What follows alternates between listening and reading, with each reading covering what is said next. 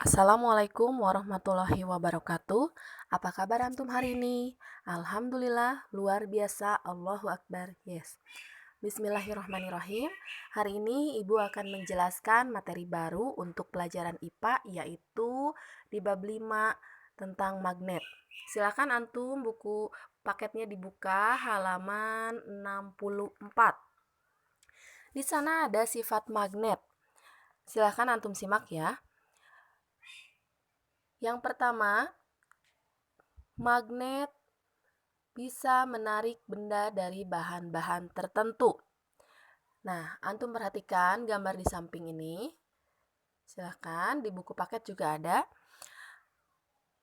Magnet yang didekatkan pada paku, peniti, penjepit kertas, dan skrup akan menarik benda-benda tersebut sehingga menempel pada magnet. Benda-benda yang ditarik magnet terbuat dari besi. Ketika didekati magnet, paku akan langsung tertarik ke arah magnet. Begitupun yang terjadi pada penjepit kertas, peniti, skrup, dan lain-lain yang terbuat dari besi dan logam. Jadi, magnet merupakan benda yang memiliki gaya tarik terhadap besi atau baja. Gaya yang dipengaruhi oleh magnet ini disebut dengan gaya magnet.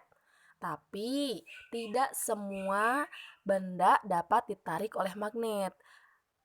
Jadi, magnet memiliki kemampuan gaya tarik pada benda-benda tertentu saja. Benda-benda ini dapat dibedakan menjadi 3 macam.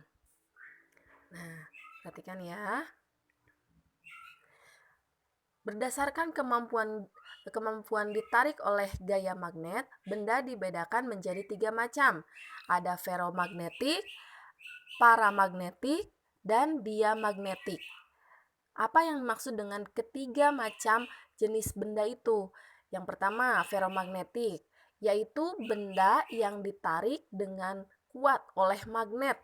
Benda yang dapat ditarik kuat oleh magnet, contohnya adalah logam besi ataupun baja. Jadi ketika berdekatan dengan magnet, benda yang terbuat dari logam besi atau baja akan menempel sangat kuat pada magnet tersebut. Yang kedua, ada paramagnetik, yaitu benda yang ditarik dengan lemah. Jadi tidak sekuat yang tadi ya, tidak sekuat ferromagnetik. Benda yang ditarik lemah oleh magnet misalkan terbuat dari logam aluminium.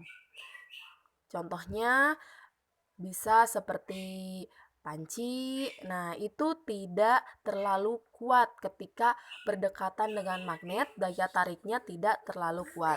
Yang ketiga, ada diamagnetik, yaitu benda yang tidak ditarik oleh magnet.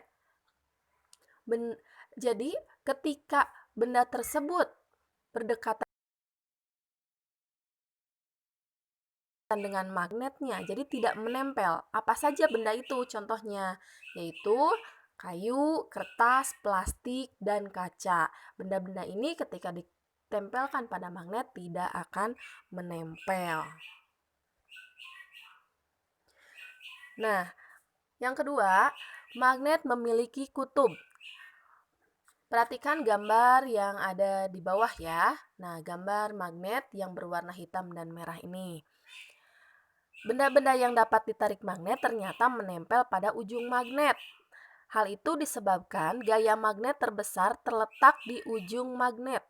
Kedua ujung magnet tersebut dinamakan kutub magnet. Nah, kutubnya ini ada 2 ya.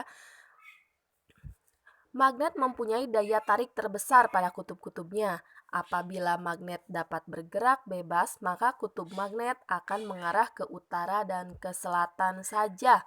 Jadi hanya memiliki arah utara dan selatan, hanya menghadap kepada arah utara dan arah selatan saja. Ini ujung magnet. Bagian magnet yang mengarah ke utara disebut dengan kutub utara, sedangkan yang mengarah ke bagian selatan itu disebut dengan kutub selatan. Bisa diperhatikan yang merah ini contohnya ini kutub utara mengarah ke arah utara dan yang hitamnya mengarah ke arah selatan. Jadi disebut dengan kutub selatan. Antum pernah kan lihat kompas contohnya ya? Nah, pada kompas ini, ketika kompas diletakkan di tempat yang datar, jarum kompas itu selalu mengarah ke utara. Kenapa jarum kompas dapat digunakan sebagai petunjuk arah? Ketika eh, sedang menjelajah atau mendaki gunung, biasanya orang-orang membawa kompas itu untuk penunjuk arah. Jadi, mereka akan tahu mana arah selatan. Ketika sudah tahu arah selatannya, maka mereka bisa menentukan arah yang lainnya. Kompas memiliki jarum yang terbuat dari magnet. Magnet pada kompas dapat berputar bebas. Apabila diletakkan mendatar, salah satu ujung magnet akan mengarah ke utara. Nah, itu yang ada pada kompas. Kompas memiliki jarum yang terbuat dari magnet dan dapat bergerak bebas. Jarum kompas akan selalu mengarah ke utara dan selatan. Oleh karena itu, kompas digunakan sebagai petunjuk arah supaya orang-orang yang sedang mendaki gunung atau yang sedang menjelajah hutan tidak akan tersesat. Kemudian yang ketiga, memiliki gaya magnet.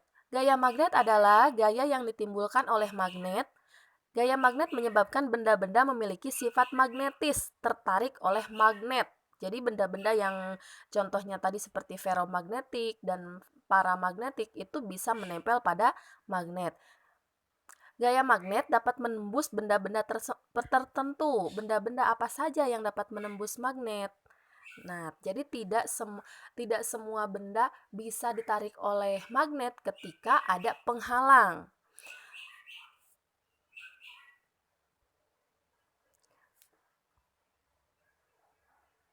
Kekuatan gaya magnet dapat menembus benda-benda tertentu. Besarnya daya tembus gaya magnet dipengaruhi oleh beberapa faktor, antara lain penghalang, ketebalan, kekuatan magnet, dan jarak magnet pada benda. Jadi, ketika ada benda yang menghalangi, itu gaya tariknya tidak akan terlalu kuat. Begitu juga ketika jarak magnet dengan bendanya terlalu jauh, maka gaya tariknya juga tidak terlalu kuat. Nah, semakin besar kekuatan suatu magnet, semakin besar pula medan magnetnya. Medan magnet ditunjukkan dengan garis-garis gaya magnet. Bisa dilihat pada gambar di bawah ya, atau di buku halaman 67. Garis gaya magnet adalah garis-garis hayal yang menunjukkan pola garis-garis lengkung yang terbentuk di sekitar magnet. Garis gaya magnet selalu berawal dari kutub utara menuju ke kutub selatan.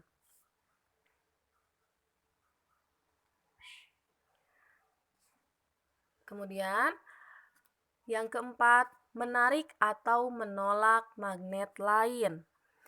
Nah, coba kalau antum di rumah punya magnet, silakan antum dekatkan dua ujung magnet batang.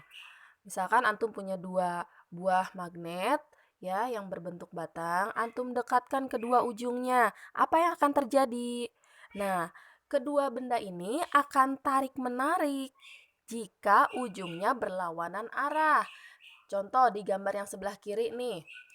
Yang sebelah kiri, dua kutub magnet berbeda jenis jika didekatkan akan tarik-menarik.